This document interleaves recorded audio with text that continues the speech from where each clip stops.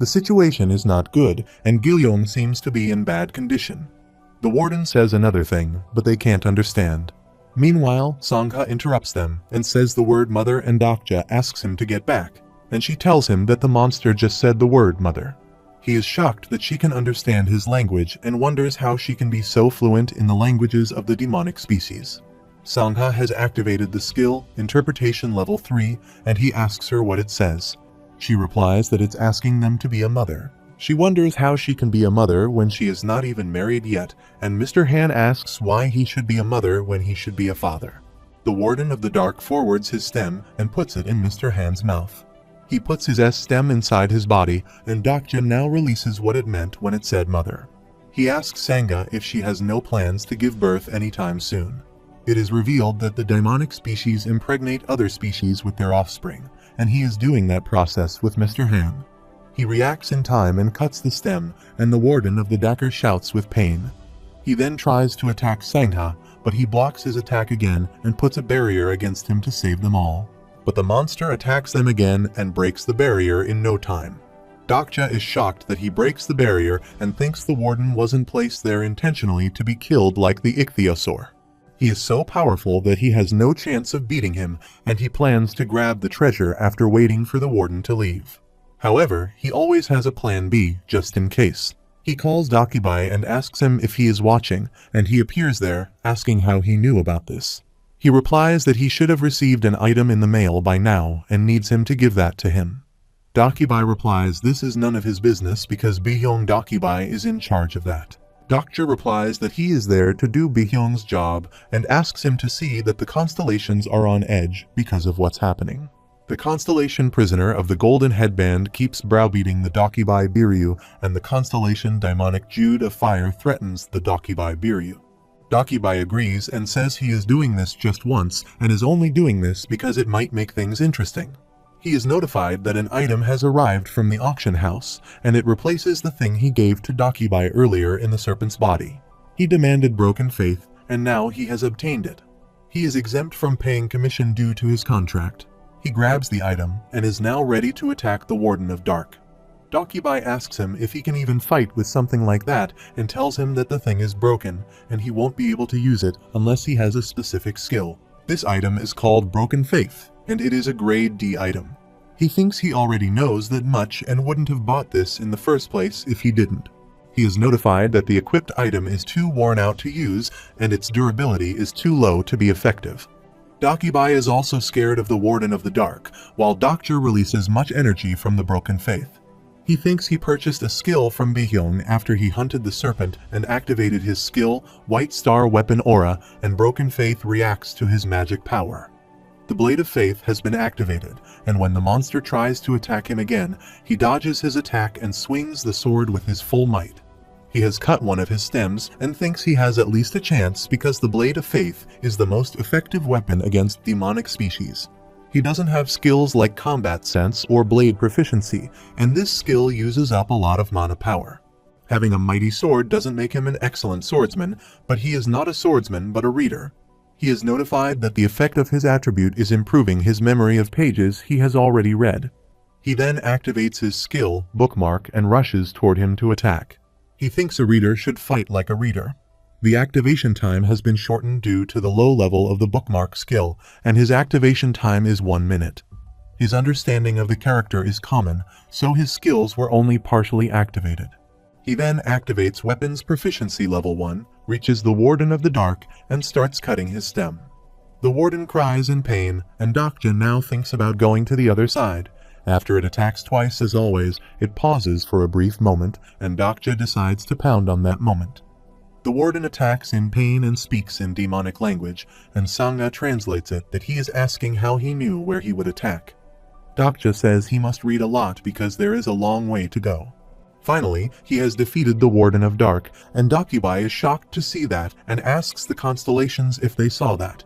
The constellation, Abyssal Black Flame Dragon, widens his eyes in surprise, and several constellations doubt their own eyes. The constellation, Prisoner of the Golden Headband, pulls his hair out in excitement and has gifted 500 coins. Dakibai is shocked that he kills an ether blade in a scenario so early, and Dokja deactivates bookmark number 2, and his understanding of Hyunseong Lee has increased too. He tells Dakibai that it isn't an authentic ether blade, to be exact, and the actual thing is much more powerful, and he replies that he has only added White Star weapon aura to Broken Faith, which creates a blade when it absorbs magic power. He is notified that the durability of Broken Faith has run out, and the item can no longer be used. He is so impressed by him and asks why Bihyung's channel is full of people like him, while Dokja demands the reward for completing the scenario. He is notified that the condition of the sub-scenario has been fulfilled and that he has received 500 coins.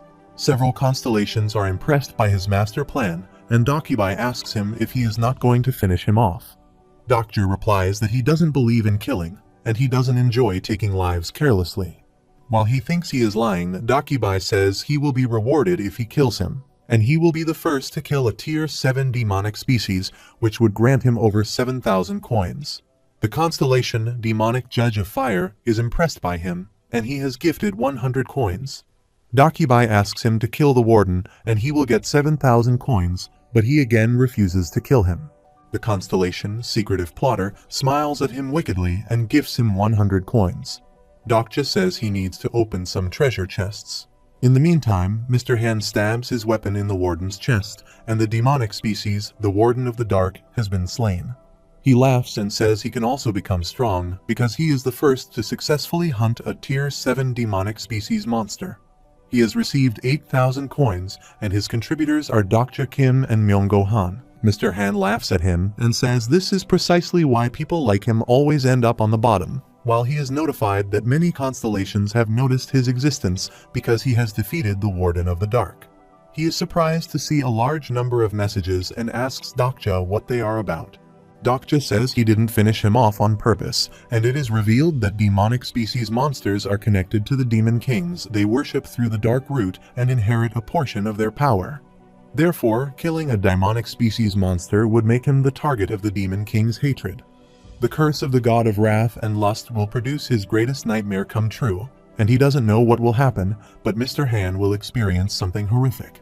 The constellation, Secretive Plotter, is impressed by his evil scheme and also recommends his scenario on the star stream. He then opens up the treasure chest and looks at the treasures they have found there. Sangha sees a mana recovery bracelet, and Gilyong sees a rusty iron shield of grade D.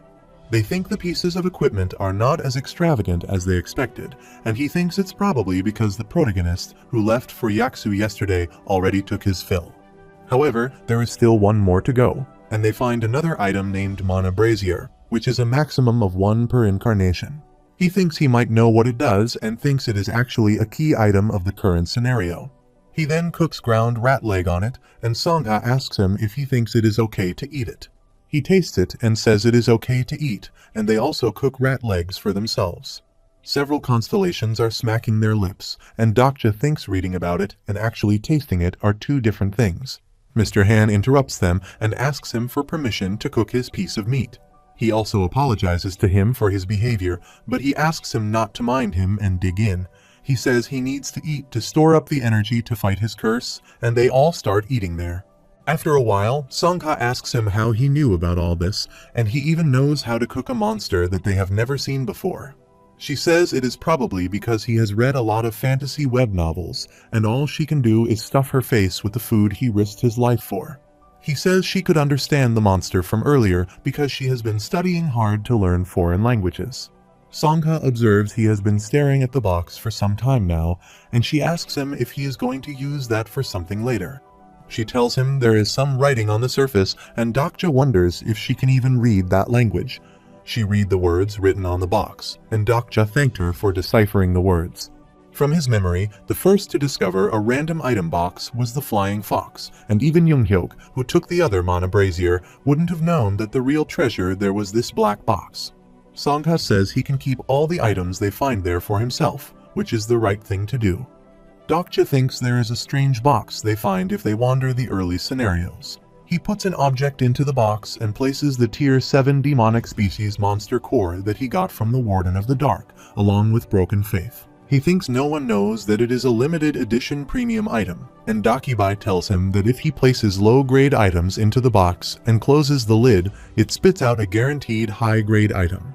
Dakibai ends his stream by saying he doesn't know what the box is doing there, and he is notified that the resulting item will be a bladed weapon because he has placed a balded weapon in the box. Soon, random loot has been activated, and the item placed in the box related to a specific constellation, and the chance of the resulting item being associated with that particular constellation has increased dramatically. The chance of the resulting item being related to that particular constellation has increased dramatically.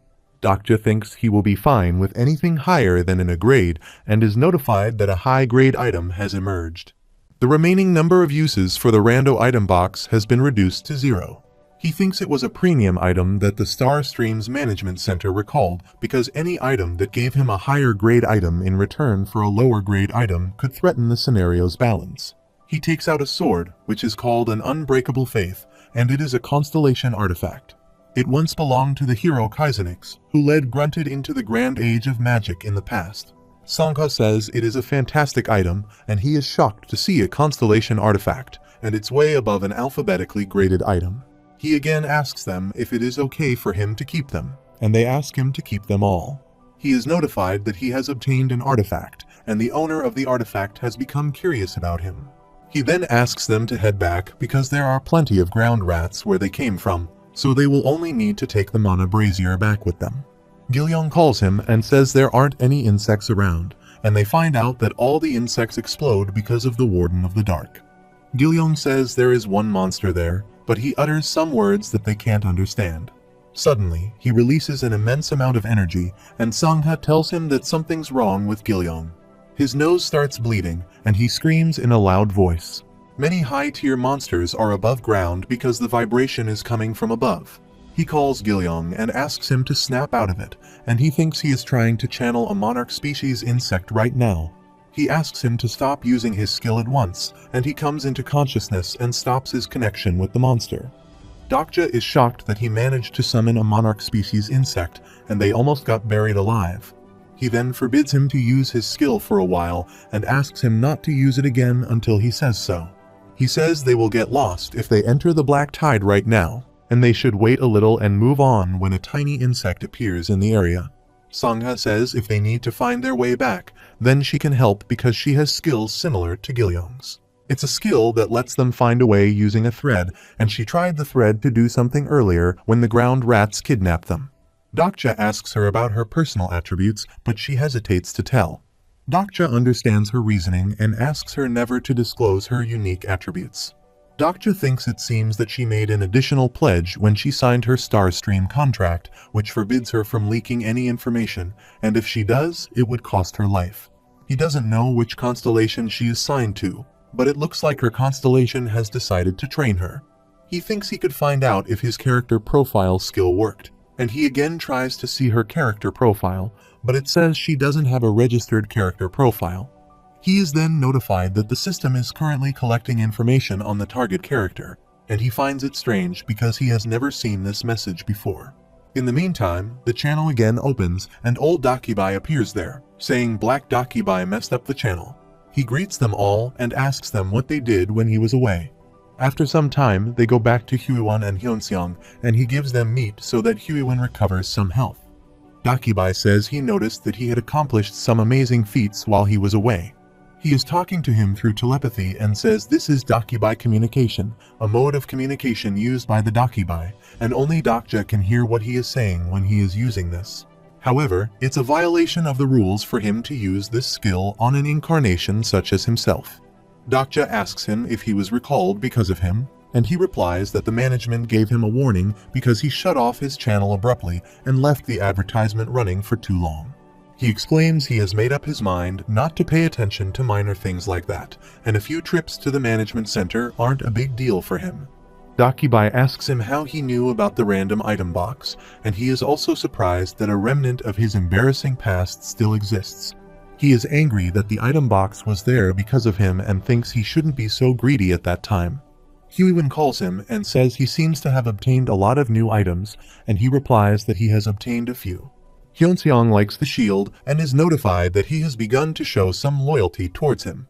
Huiwen asks him if there is anything she can use and asks him about the sword. They ask him if they will share the meat with the others, and he replies that they will sell them for coins. Soon, they reach there, and they find people there who are a little agitated. 20 minutes remain until checkout, and they are notified to have the survival fee ready. 100 coins will be withdrawn daily at midnight as a survival fee, and they will die if they have insufficient funds to pay the survival fee. People ask each other to lend them some coins because they don't have enough coins left. They are ready to do anything in return for the coin, and Dokja and others are shocked to see their conditions. A woman asks the Jeoldu gang for her sister, who took part in the search team and hasn't returned yet, and they make fun of her and ask her to go and look for her. They ask her to prove that her sister went to the search party and ask her to volunteer herself and look for her sister. Huiwen gets angry to see them, and her attribute is about to blossom. Dokja thinks coins are powers in this world. Chin appears there and says he is glad to see them back. He says he has the most coins among them. He activates his skill Insight Level 2 to check how many coins he has, and Dokja is the one who has the most coins in Jumho Station. Everyone stares at him and asks him for the coins, and they ask him to give them at least 100 coins.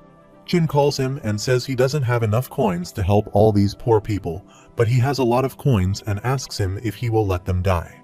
Dokja is furious at Chen and thinks about 20 people have gathered around him, and if he shares his coins with them, then he will lose around 2,000 coins.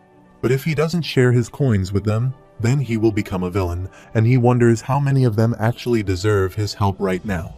He thinks the theme of the first scenario was original sin, and they can't even take responsibility for their own lives when they took someone else's life to survive in the first scenario. Dakibai laughs and says this is turning out to be quite interesting because they have 10 minutes remaining. The Constellation, secretive plotter, is waiting for him to make a decision, and he wonders what he should do now. He then asks the people if they want his coins, but asks them why he should give them coins. He thinks he will not play along with Chin's games anymore, while he laughs and says he knew he would say that. People ask them what he meant by this, and he says he has a lot of coins, so they ask him to share some with them.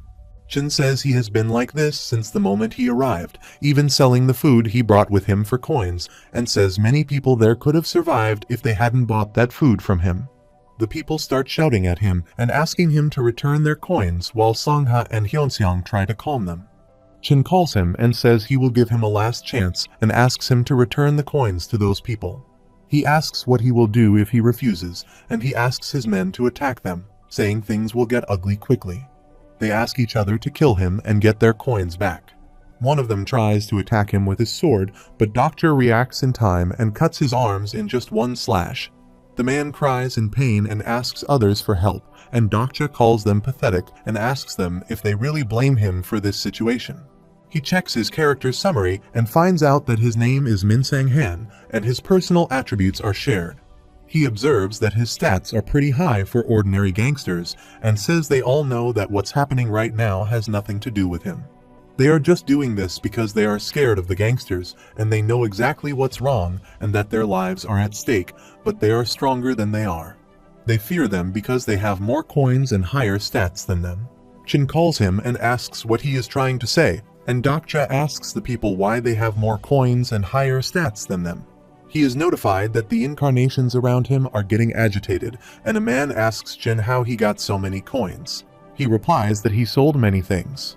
Dokja said when he arrived in Jameho a few days ago, 87 people were there, but right now there are only 50 people at the most. A man says this is because the monsters got them while they were on patrol, and Dokja calls them idiots and asks them to think about it for once. He asks them if they have observed why any of them haven't. The Chiolsu gang died because of the monsters. He also asks them to consider why they are always stronger when returning. The Constellation, secretive plotter, nods in agreement with their reasoning. He also asks them to remember that she also said earlier that they will receive coins when they kill him. He asks them how Chin knows they will receive coins when they kill someone, and the Constellation, prisoner of the golden headband, is pulling his hair from excitement. Chin remembers how they killed so many innocent people to get coins. The people turn toward him and ask how he can do this while he tries to tell them that it's a lie. Dakibai calls them and says that there are only 7 minutes left until the scenario, and all the people now turn toward Chin and ask him why he did this to them. Dokja says if they have even an ounce of pride left inside them, they have to fight them and ask them to take back what was taken from them using their hands. The constellations of the pure good alignment have deemed Chin to be an evildoer, and Dokja says this is how this world works. All the people turn toward the Chiolsu gang and start beating them all, while a woman gives his child a hammer and asks him to do as she says. Hyunseong and Sangha are also helping the people, and Dokja uses his sword to hit them. Soon, they are in a bad condition and ask Dokja to help them. But he puts his sword in a man's mouth and says he already told them that he will get them. Huiwen also kills one of them and is notified that her requirement for the evolution of the attribute crouching figure has been met. Her attribute is blossoming, and her attribute has grown into a judge of evil. Dokja thinks the judge of evil is the most powerful out of the 3 judges, and she asks him to stay back for a moment. He is notified that he has contributed significantly to the blossoming of the attribute, crouching figure, and she asks him to stay back because they are all her targets. She then activates her personal skill, Time of Judgment, and the constellation of the pure good alignment agreeing with the use of this skill.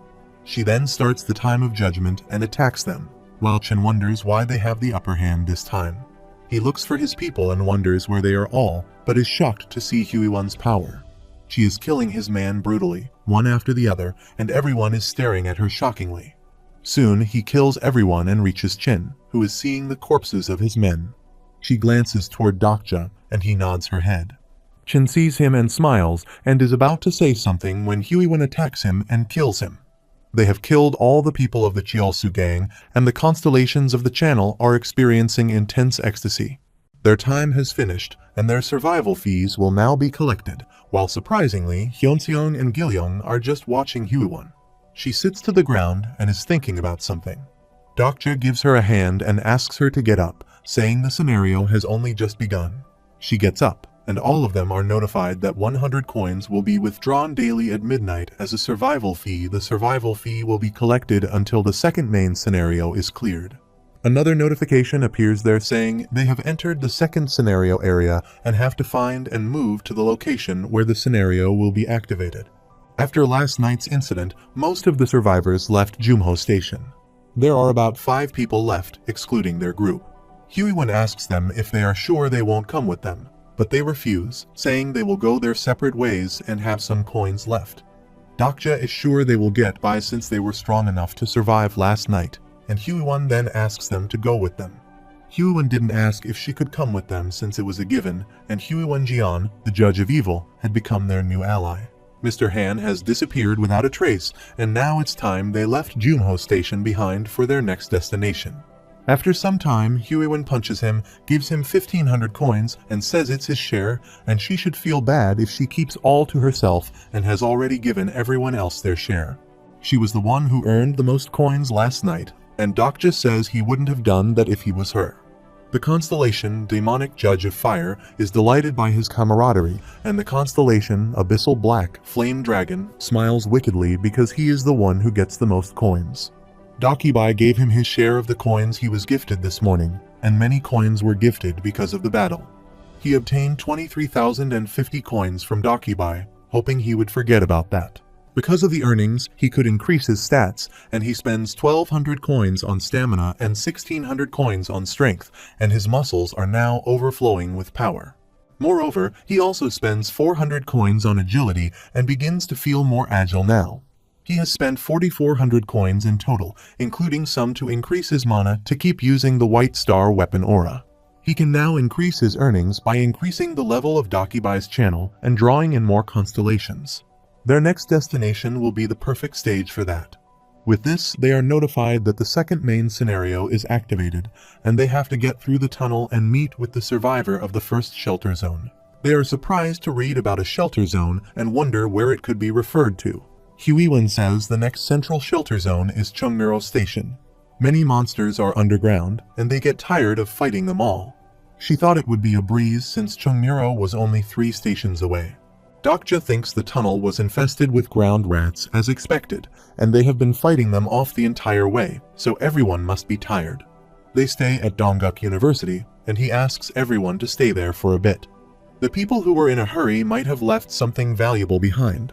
Hyunseong calls him and asks if they should rest when they get there, seeing as how they only have one more station to go. He replies that they don't know if they will be able to rest when they get there and thinks the Yaksu station they just departed from is full of ground rats and dead people. Looking at their wounds, it was obvious they didn't die fighting against ground rats, and it was most likely Junghyuk's doing. They now know very well that monsters aren't the only things they need to watch out for in this world, and Hyunseong says he will search the area to see if there is anything they can use. Dokja thinks it sure is handy to have someone from the army at a time like this, and Sangha and Huiwon want to go to the bathroom. Hyunseong and Gilyong also want to go to the bathroom, and after some time, when they come out of it, Huiwon asks them about Dokja since he is not with them. Hyunseong says he wanted to look outside, and they are surprised by this because the air outside is poisonous. On the other side, he is running on the road while being notified that he is currently exposed to the poisonous fog. From the ready he has done, his desired place should be straight ahead from exit 6 of Dongguk University Station. Soon he reaches that place, which is the statue of the great monk Samyeon. A constellation wearing a robe is looking forward to his next action, and Hyunseong tells others he is going on a pilgrimage. He prays in front of the monk, and a constellation is delighted by his action and gifts him 100 coins. Dakibai is also watching him and wondering what he is trying to do now. Suddenly, he takes out his sword and slashes the monk, and Dakibai is also shocked by his action. The constellation wearing a robe is stunned by what he just did, and Dakibai asks him why he did this, but he ignores his question. He has destroyed an idol of a constellation, and this isn't just something that can be brushed off that easily. Dokja thinks all idols are sealed with the power of their respective constellations, and once their seal is broken, he can obtain skills or items that belong to the corresponding constellation. He needs the Great Monk's skill in order to enter Chungmuro, and he uses a shortcut that was introduced in TWSA because it takes too long to break the seal by normal means. Dakibai shouts at him and asks why he did this, but Dokja doesn't seem to listen to him. He is notified that a constellation wearing a robe is outraged by his atrocious act. He comes to others, and Hyunseong asks him about his pilgrimage and if he went to the cathedral. He replies to them that he has something to give him. He gives Huiwon a powerful relic that used to belong to a certain great man and is called the robe of the great monk Samyeon, which increases a sense of justice and will. He asks her if she has heard of a man called the great monk Samyeon, but she doesn't know him, and the constellation wearing a robe is shocked by what the incarnation Huiwon Jeong has said. Sangher replies she knew him when he studied Korean history, while he gives her the praying beads of the great monk, enhancing Mana's recovery. She states that he was a monk from the mid-Joseon dynasty, and he defended Korea during the Japanese invasion and won the battles of Noonpyeong and Unwandong. The acknowledgement of the character, Songhayu, touches a constellation wearing a robe. Dokja says these items are imbued with the great monk's power, and he offered a prayer at his status out of curiosity, and these items fell from the sky. He believes that the great monk Samyeong has sent down these items to them for the future of their country, Korea, and just like how he protected the country during the Japanese invasion, he may have sent them his relics to do the same now. His speech impresses them, and what he said has moved a constellation wearing a robe. Sanka says that seeing all that's happening around them, she guesses he can be right, and maybe the great monk Samyeon could even be a constellation himself. A constellation wearing a robe has revealed his nickname, and the constellation, bald leader of the peasants' army, forgives his transgression. It is said that their fame directly influences the power and wealth of the constellation, and he acted recklessly, but no constellation would pass up the chance for their name to be praised like this. Huiwon likes the great monk, Samyeong, and happily takes all praises in. Dokja has been gifted 100 coins. He asks others to get ready because they will be in Chungmuro soon, and thanks to Gilyong's interspecies communication, they haven't come across any ground rats yet. He asks them not to let their guards down, and they have about half a mile until they reach Chungmuro Station, and it should appear soon. They are all notified that a new sub-scenario has arrived, and Dokja asks everyone to stand back.